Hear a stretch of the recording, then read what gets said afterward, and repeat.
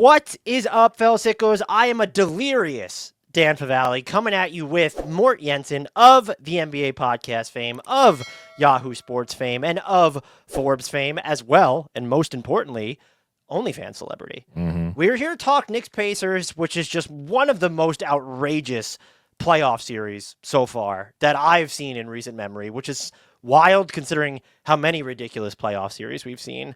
Mort, just before we get started and dig into what we've kind of seen, and then we have questions for the rest of the series, how the heck are you?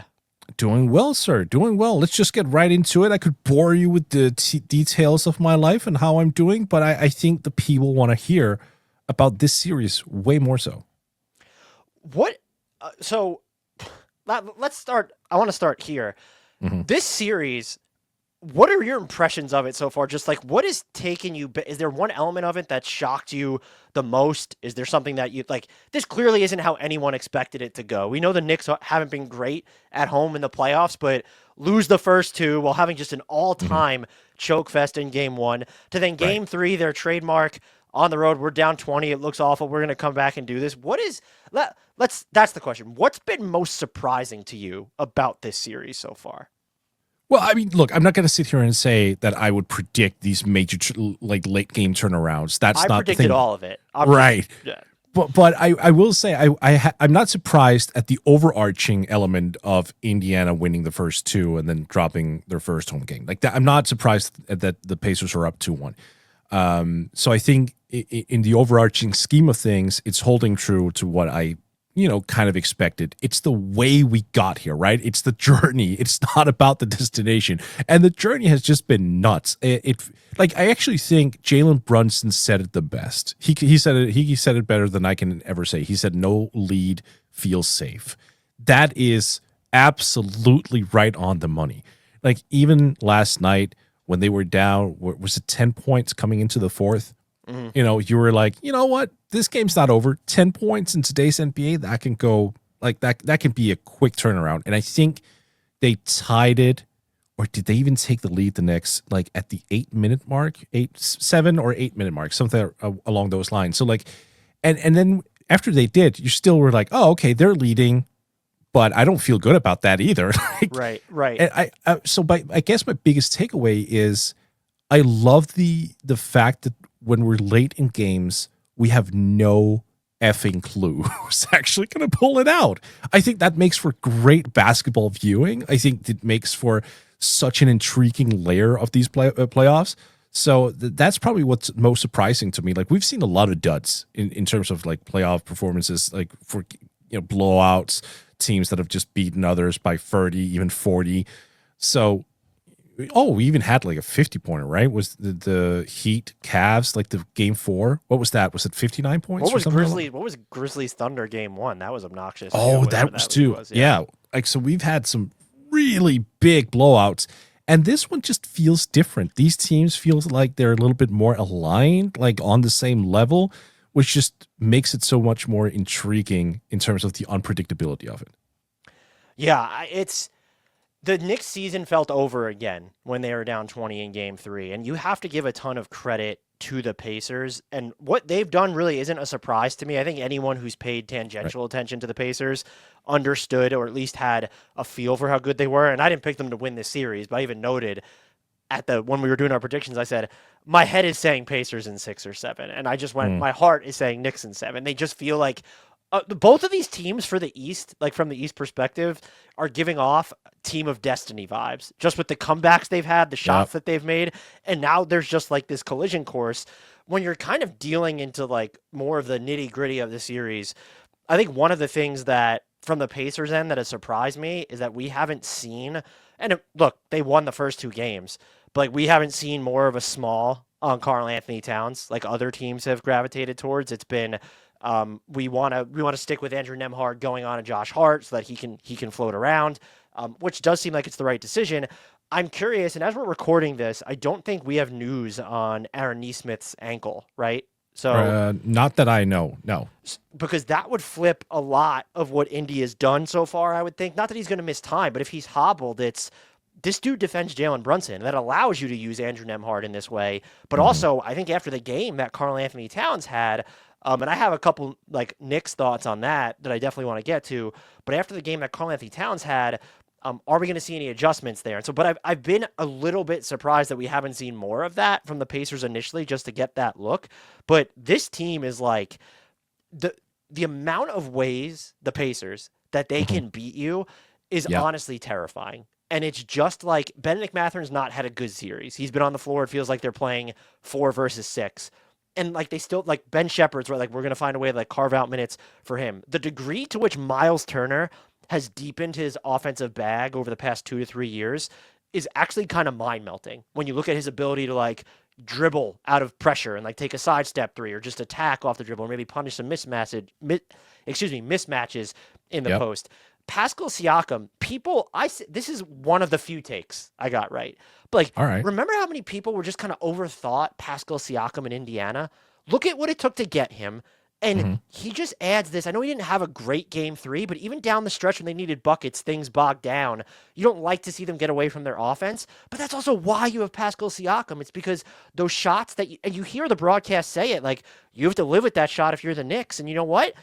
Pascal Siakam wants those fadeaway jumpers, like from around the elbow areas. So this Pacers team, needless to say about just Tyrese Halliburton, where that dude does not, I'm trying to think of who the last guy was in their prime who just didn't need to score to have such a like demonstrative impact on the game. And I know like Jokic can have it now, but I mean like Nash. Almost Nash was the one. Nash or Chris Paul, maybe. Yep. Paul just too. like where they would reliably not score 20 points in certain, where it feels like Jokic is, oh, did he score enough? And oh yeah, he has 40. It just doesn't feel like he has 40. LeBron occasionally. Like honestly, that we just don't make that comparison because he's built like a power forward and he's, the leading scorer, all-time leading scorer. So that's why we never associate him in that vein. But there are plenty of games where he's basically just being a floor general and making the right plays and is settling for 17, 18 points. So, there are a lot of players who I think Halliburton is starting to remind me of in that way that he approaches. I will say there are still some games, Dan, and I think you and I have talked about this before, where I'm like, Hallie, come on. Like, turn on the Jets, right? Where he has sort of a mismatch where he can affect the game maybe a little bit better. Wouldn't go like Mitchell Robinson's on him or Towns is on him. It's like, why aren't you getting deeper into the paint? We know you can. Yep. Yeah, and he's a big point guard too. I think for him, that's probably the next step. Him realizing just how tall and long he actually is, how he can extend himself. So when we think back on it, I know he's been retired for a while, so like not everyone might, have the inner movie in their head playing when I say his name. But you remember how Dwayne Wade would like finish plays at the rim? I know he's like superbly athletic, more so than Hallie, but he would drive, for example. He would take the first step, and then he would extend with his left arm. He was coming off the left wing or whatever, and like you would kind of go, oh, like he can just manufacture shots out of thin air because he knows how to utilize literally every single inch of himself. That's where I think the next step for Halliburton's evolution has to come to. Like he's so long, and you see him be a little bit more compactful on drives. Where I'm like, no, stretch it out, man. Like you're supremely long. And when you're going up against, opposing point guards and like they're tracking you into the paint, you can just extend. Half of those guys are like 6'2", 6'3". Like you've got both the wingspan and the height on them. Just extend. Yeah, I mean it's a good point, and yet the way that he can hit those shots in big moments, get separation from the perimeter almost at will, is just big. Like to have that, because like Steve Nash hit some pretty big shots, but I think that might be why.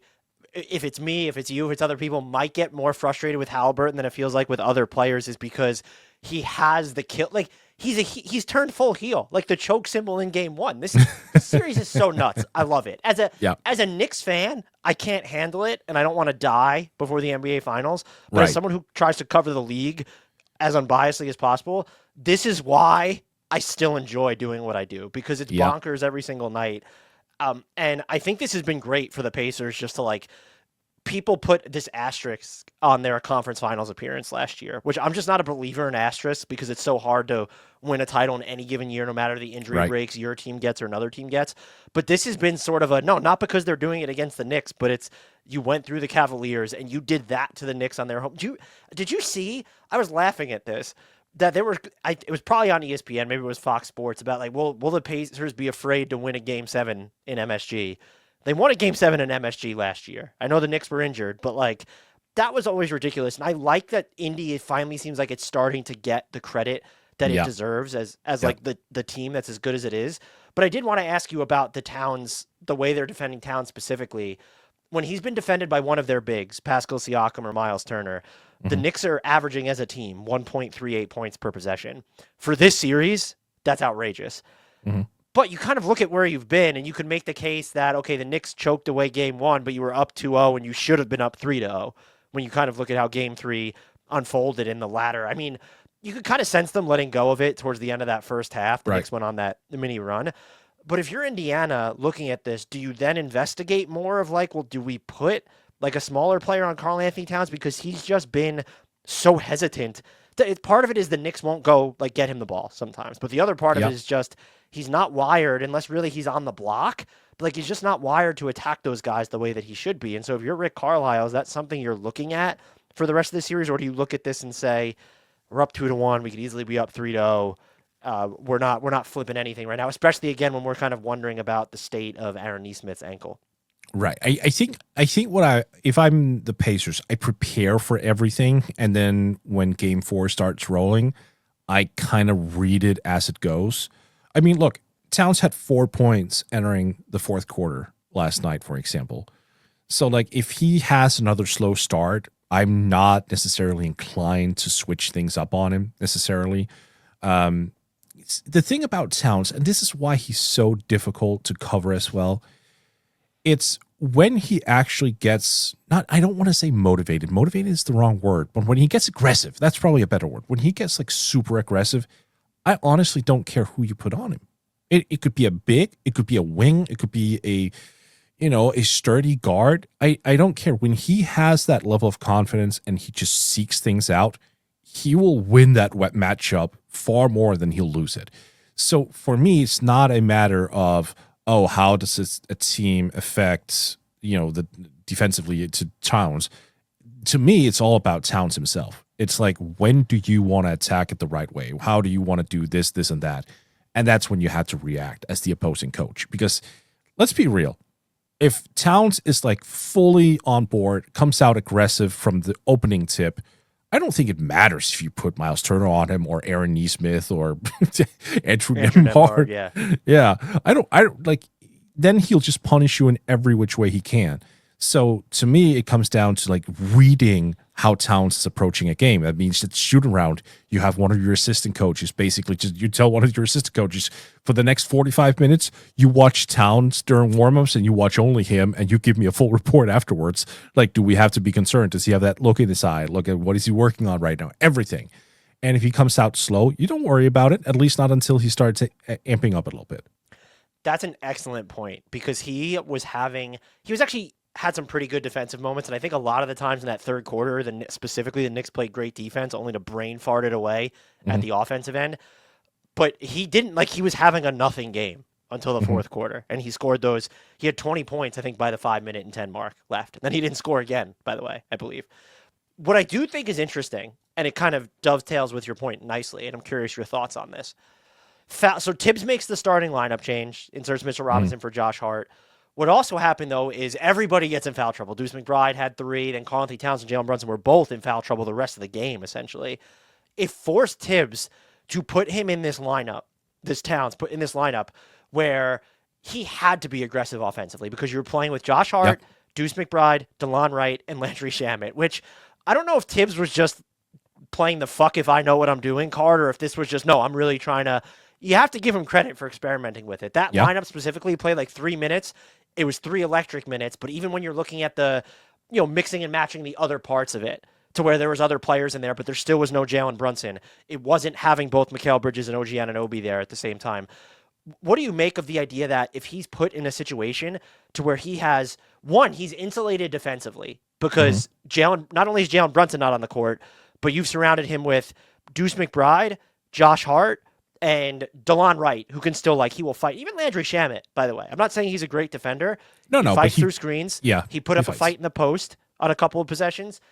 So you've insulated him defensively, I think, just by virtue of Jalen Brunson not being out there. Right. And then two, what do you just sort of make of the idea that baptize this by fire, essentially, where it's he has to be aggressive offensively. Do you want to know why? Because no one else, Deuce McBride will put up some shots, but no one else is going to generate their own shots at the clip that he can. And I'm wondering if that's a recipe, and it leads into another thing I want to ask you about in a second, but what do you make of that being a recipe for, it doesn't have to be that exact lineup, because that was, okay, is that a lineup that's going to sustain? But let's put Karl-Anthony Towns in a situation where he has to be the guy to make stuff happen offensively. I don't hate that plan whatsoever, because look, Jalen might be your most skilled offensive player in terms of I want to say most skilled perimeter offensive player. Towns has a capability of playing inside out. He's a playmaker as well, a secondary playmaker. So I trust the ball going through his hands almost as much as Jalen, to be honest with you. We're up at that level. Yet when we've seen games all throughout the season, it's all the center point of everything has always been Jalen. I think that's been a slight miscalculation on behalf of the coaching staff there. I don't think the Knicks, and we can even go back to the Wolves for years, I don't think anyone has really utilized Towns in that high usage role that I think he could actually maintain. I said this on Blue Sky the other day. I still think if Towns is mentally ready for a season where he's aggressive right off the pop, he could have a 30-point average on high efficiency throughout a full season. I don't think that is in any way unrealistic. When you think about it, he hits free throws at a high clip. He's a tremendous three-point shooter for someone his size. He can still score in the post, although that's probably the one area where he lacks aggressiveness. It's on and off. And even when he's aggressive, it just looks clumsy. It does, but he's still efficient enough to the point where I wouldn't hate running more of my offense through him. And I think this series has been a very good example of actually taking your two best offensive players and telling them, hey, score more. Jalen's at 34, Towns at 26. I'm not asking Jalen to score 34 every single day, but I'm saying that those two should definitely carry more of an offensive burden for the Knicks, and not saying they should play 35 minutes. That's part of the give and take. The next season, coming into next season, you have to make sure every one of those starters are playing below 35 minutes first and foremost. That is wildly important. But when those guys are out there, Jalen and Karl specifically, you have to run more of the offense through them. You just do. And that's not, I'm not trying to point fingers at Mikal or OG. OG has been fantastic this season overall. I'm not saying he's a bad offensive player, but I do think it's pretty clear that Jalen and Karl are the two, the two guys who make things go in a way where Mikal and OG can sort of play off of those two.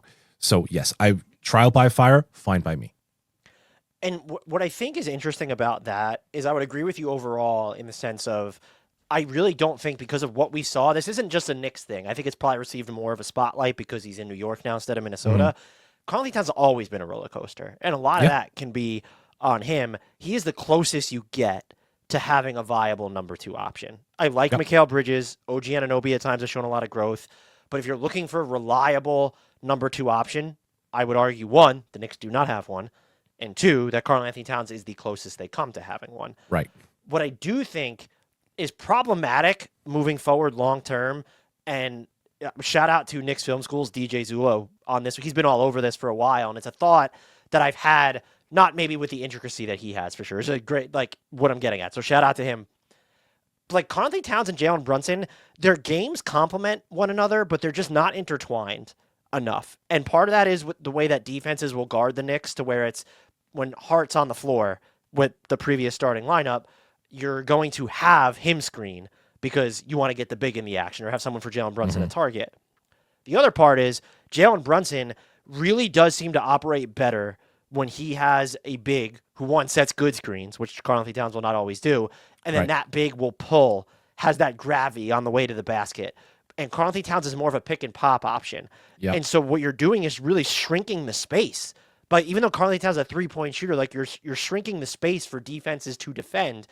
And I don't want to say they're a counterintuitive fit because I think there are things that can be done. And playing Mitchell Robinson is like, with the both of them is kind of part of it because you can theoretically get the best of have Karl-Anthony Towns orbit and have Mitch Robinson set screens. But the thought that I've had is stagger the ever-living hell out of these two even more. Yeah. They played 28 minutes together in game 1, 19 minutes each in games 2 and 3. I know you're going to close with them. I know they're going to start together. But the numbers on this in this series are kind of wild, and they basically hold true the entire playoffs. Brunson playing without Towns against the Pacers. The Knicks are a +10 in 42 minutes. Towns without Brunson, a +15 in 35 minutes. Yeah. The two of them together are -20 in 65 minutes. Now, I know a lot of that's the starting lineup's fault. Right. They're -29 overall in the series. But, like, it's probably risky to stagger them, like, a lot relative to the regular season and to this point. But it's a button if I'm Tibbs that I just might press because, one, in theory, you're unlocking not just the best version of Karl-Anthony Towns, but I'll say a more intuitive version of Jalen Brunson if you're kind of tethering him to the one big Mitch minutes. Mm-hmm. I love that. Yeah, I look, that is something we've seen for so many teams over the course of the history, honestly, where you're saying we had to have a real difference maker on the floor at every single point of this game, and we can't rely on our primary guys to play more than 36, 38 minutes per game because, look, the NBA is crazy now, and any player averaging over 30 minutes has blown knees basically after the end of the season. So, yeah, I think that is a perfectly reasonable way to go about it. And look, you have Mikal and OG, who might be the best complementary secondary guys to the staggered player, if you catch my drift. Like, if Jalen is on the floor and Towns is off, then you have, Mikal or OG, for example, playing alongside Jalen. Those are perfect roles for them as well. And you can flip it and say, well, Jalen goes out, Karl goes in. Maybe he also has a stint with Mikal and OG. Those guys complement both those guys to a wild degree, at least on a theoretical scale. Because I will say this, Mikal is just becoming inconsistent, especially offensively. Becoming? Well, I know. Sorry. I mean, look, one thing is the defense slipped this year, and we know that the shot was like in and out. I think we're reaching new lows here when it comes to like the shot. I don't know what the hell it is anymore. Usually, at least a couple years back, when he took an open three or an open, he's still a good mid-range shooter. I'll give him that. But like an open three, I was like, yeah, like this probably has like a solid 65% chance of going in. Now I'm just like anybody's guess. I wouldn't dare putting a bet on it at all. Like, will Mikal Bridges make this open corner 3-pointer? Like, nope, I'm not wagering anything on this. I have no clue. No, I'm with you on that. I think the defense definitely picked up like towards the middle of the season through the end, but the offense has felt, the mid-range stuff has been there. Mm-hmm. But like even some of the mid-range stuff can get annoying, and you've seen it come to bear, and basically everywhere he's always fading away from the rim. Like even when he has open pathways to the basket. But yeah, the 3-point shooting has never felt like more of a wild card.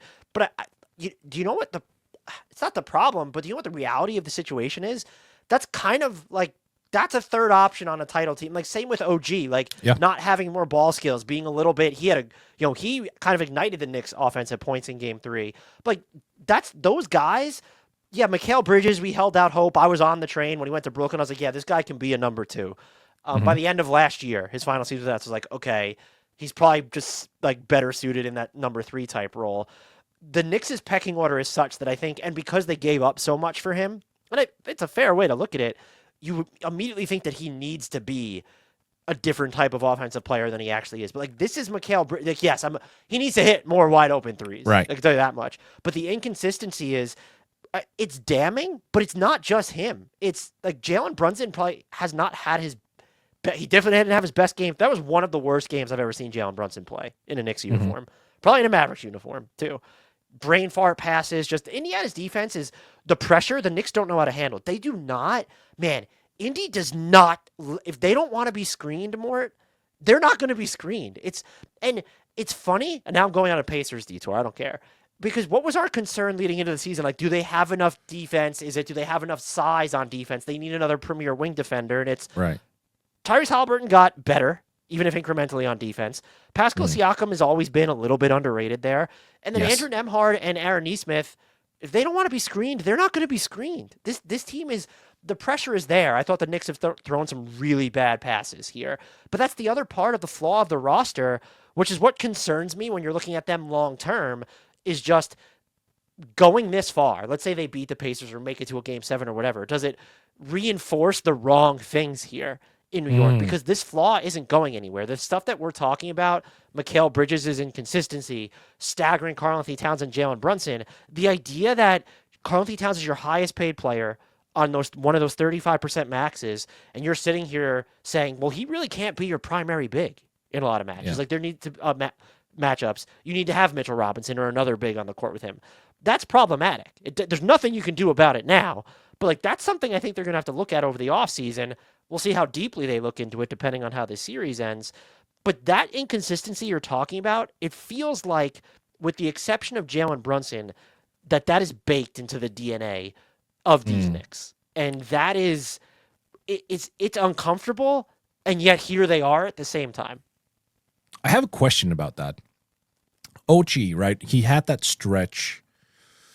Was it March, April, when he was averaging just ridiculous? Yeah, so Jalen Brunson had that ankle injury, and then OG just went kaboom. Yeah. Completely nuts, right?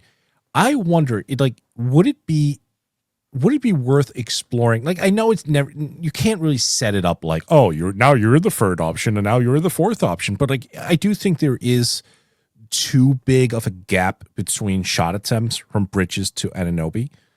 Like, would it be interesting to go into next season and kind of empower OG to take more shots and sort of encourage Bridges to play off of those three? Like, so the primary three are Jalen, Karl, and OG, because I would love to see how Mikal responds to being way more of a selective shooter than what he is right now.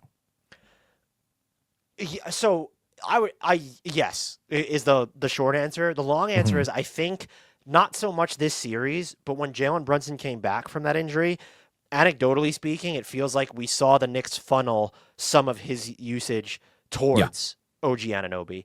And I think in this series, this is a credit, I think, to the Pacers and Pascal Siakam specifically, but like they're matched up against one another. And I think the Knicks feel better, especially when you're looking at we need someone to run like on the ball, especially if Josh Hart isn't going to be on the court. He's just more wired to do that. But they probably feel better about, hey, do we want to see OG go after Pascal Siakam, or we've seen a lot of Tyrese Haliburton on Mikal Bridges. And so I think that's kind of responsible for the series. But I'm with you in the sense that, do you want to empower OG more? I say that with the caveat, though, of we talked about that for years with the Raptors. And I just think we've probably reached the point where he will have nights where there's just some like wild drives and he hit some sidestep threes. That's just not him as a player. And I think, again, could be another floater. That's not Mikal Bridges either. Like, these two are really great players. And maybe what the Knicks have done is insulated themselves against disaster because so many of their key players are inconsistent. But like, there's just enough talent there to figure it out. It'll never be easy, but you can still maybe kind of game it. Right. But that's an interesting thought as to like, well, is there another level to OG here? I'd be all for exploring it, but I think if you asked me about Mikal or OG Anunoby, my answer is no for both of them. And I think that's part of the reason why, if they ended up moving on from Tibbs, or when I see people, and I've complained about Tibbs plenty, and I'm not saying he is the right coach for this situation. And the series isn't over. I don't want me to get too long-term with it, but I don't think that this roster, its core issues, I don't think they're just born from the matters of coaching. I agree with that. Is there anything else on this? Anything about the Pacers? The last note I would have to throw to you is, when you talk about inconsistency, is I would like to, and we saw it in game, what was that, 2? I feel like it needs to be made a point to get Pascal Siakam more involved, or at least like maintain a level of involvement, because he's a weapon. And I just feel like at times he's underutilized way too much. And I don't know if that's, comes back to the Towns discussion. I want to make it clear, he's nowhere near that extreme. Like, he's more of a steadying offensive presence. I don't know if it falls more on Siakam or if it's just the manner in which they're getting him the ball. And look, he has OG Anunoby on him a lot of the time. That's got to factor in. But getting him those elbows touches or like getting him any sort of deep paint touches, which it feels like when they want to, they can almost do at will. I'd like to see them make more of an emphasis on that for the rest of the series. It's interesting you say that. So when I was in Paris to cover Spurs Pacers, I had a Danish colleague with me who asked Rick Carlisle about like that exact question, just in general terms of the regular season. Like, are you planning to get Pascal Siakam more involved? And Carlisle was like, that's not the way we look at it. Like, we look at it through the flow of the game. Like, we're not gonna like just throw the ball to a certain player just because this wasn't verbatim, but like that was his larger point.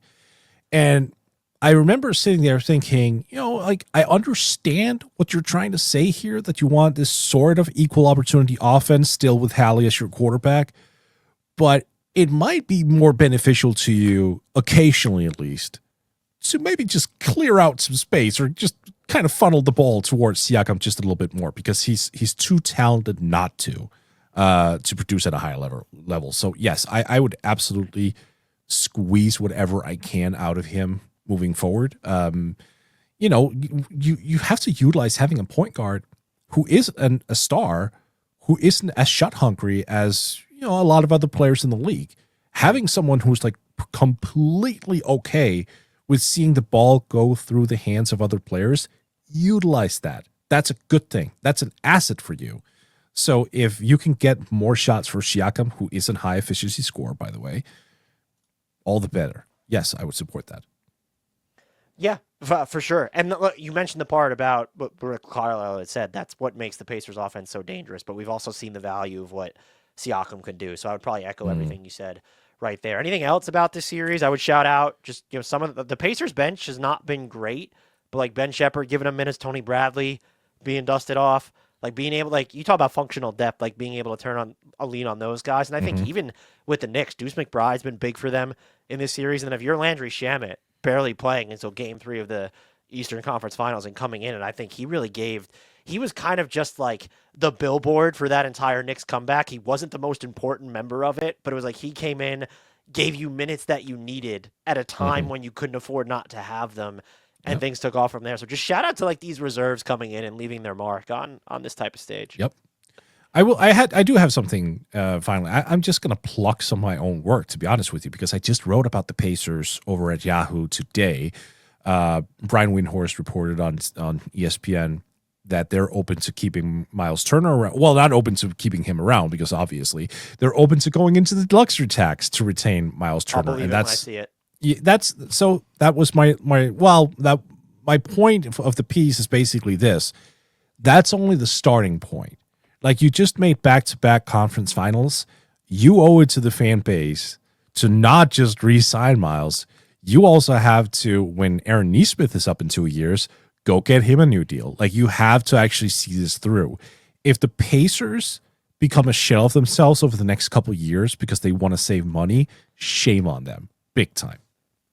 Yeah, and they're not in a position where, like, none of these guys, with the exception of Halliburton, are ever going to be these 35% max guys.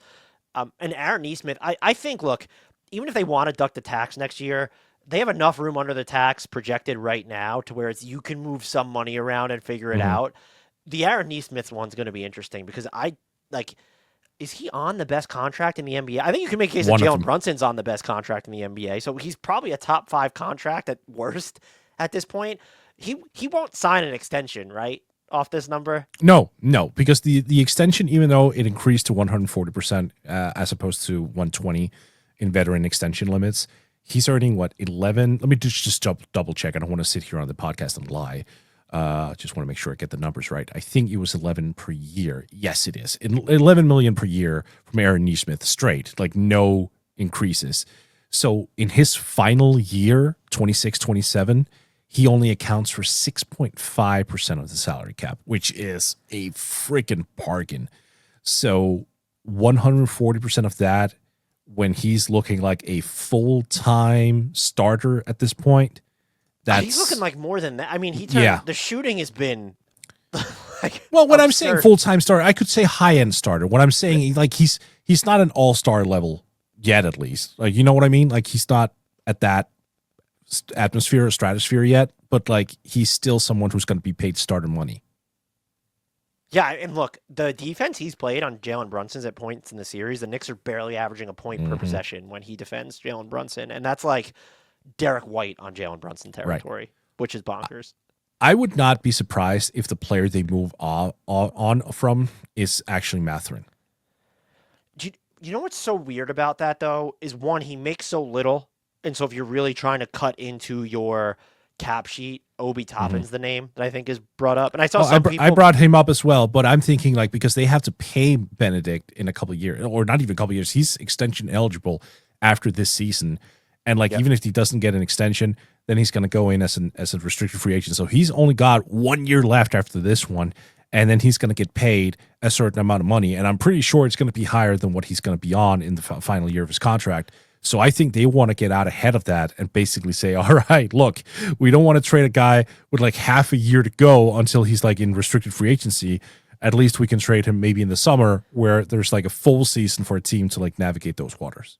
I will say what gets iffy about that, and you deal with it, but is like you better be sure that Ben Shepherd can soak up a ton of minutes next year. Otherwise, you need to go out and find another sort of wing type player. I know Benedict Mathurin's maybe not the ideal fit, but he made some strides this year. And look, I echo, we didn't want to make this about the future, but like if there was ever any doubt, and I don't think there should have been, that the Pacers were a good team, they've put it to bed.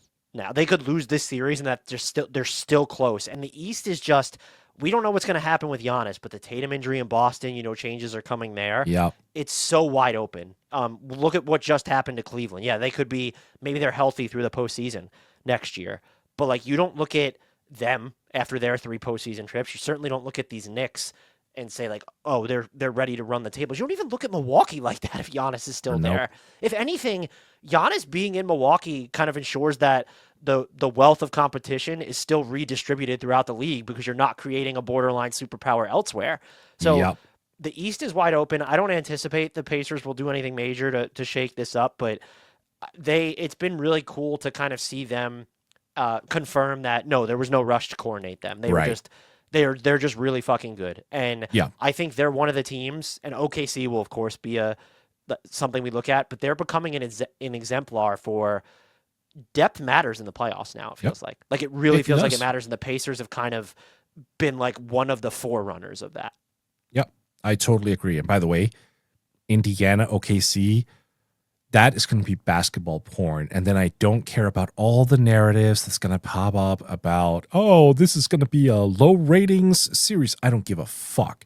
That is going to be fantastic basketball. It could not, for people who actually enjoy watching basketball, who actually enjoy the sport, this is going to be like Christmas Eve if we get that finals. So that's the one I'm rooting for. And then if you're really like, I'm going to be here, I won't, subscribe to them, but if it's Knicks Thunder, the level of, oh, look at Grifter versus Grifter and SGA versus Jalen Brunson, I will be interested to see just how that gets boiled down to. I won't partake in it because I do think it's ridiculous for the most part. They can both grift, so does everybody. Like I'm a Knicks fan, and I can even admit, like, watching Jalen Brunson like just fling himself into guys and off guys can get annoying from time to time. Like it mucks up the game, but we're not in for a bad whatever we get. We're not in for a bad finals matchup. So, Mort, this was fun. Can you tell all our listeners, subscribers, where they can find you and all the great work that you do? Yes, so I am over at Blue Sky, where I usually share links to my work. I'm honestly, I just want to get out ahead of this. I'm not really doing a bunch of social media anymore. Like, I don't know what it is. Maybe I'm getting older. But like, you can definitely find at least some links to my work over at Blue Sky. Otherwise, if you want to find my work actively, you can go to Google, search my name, and say Yahoo and Forbes, and then those archives are going to come up. And then, of course, the NBA podcast, and if you speak Danish, Buzzer Beater podcast as well. Until next time, and as always, leave you with a shout out to the one, the only, the next player that I think Tibbs will insert into the game unexpectedly, Mr. Frank Ntilikina.